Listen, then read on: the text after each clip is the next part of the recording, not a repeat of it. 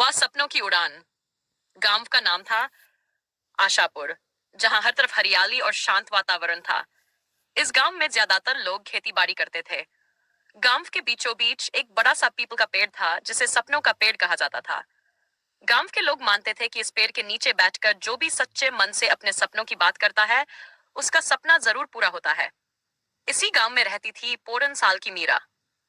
मीरा एक साधारण लड़की थी, पर उसकी आंखों में बड़े बड़े सपने थे।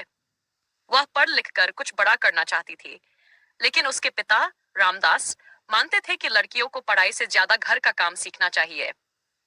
मीरा की माँ सुजाता हमेशा उसे सपोर्ट करती थी, पर घर के हालातों के कारण वह ज्यादा कुछ कर नहीं पाती थी। मीरा की सबसे प्यारी जगह थी सपनों का पेड़। वह रोज शाम को वहां जाकर अपनी किताबों के साथ बैठती और सपनों में खो जाती। एक दिन वह अपने दोस्तों को कह रही थी, मैं पढ़ लिख शहर जाऊंगी और एक बड़ी अफसर बनूंगी। उसकी बात सुनकर गांव के लड़के हंसने लगे।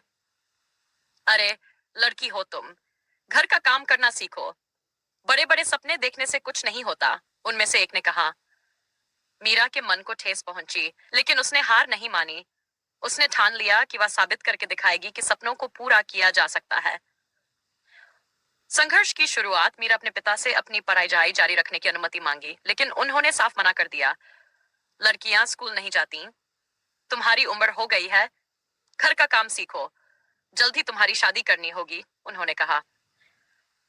मीरा की मां ने उसे हिम्मत दी।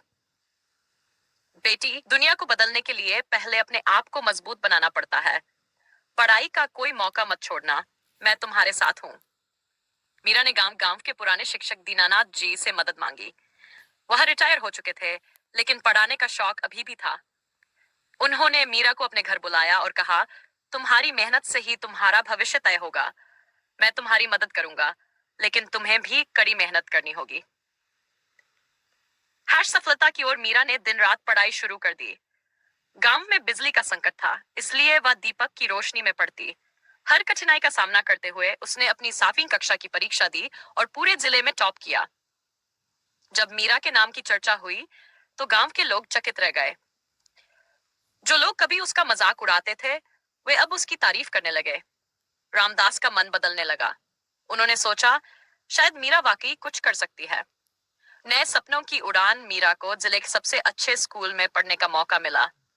उसने वहां भी अपनी मेहनत से नाम कमाया। धीरे धीरे उसने छात्रवृत्ति पाई और शहर के बड़े कॉलेज में दाखिला लिया। मीरा ने वहां भी अपनी लगन और प्रतिभा से सभी को प्रभावित किया। कुछ साल बाद मीरा एक बड़ी अफसर बन गई।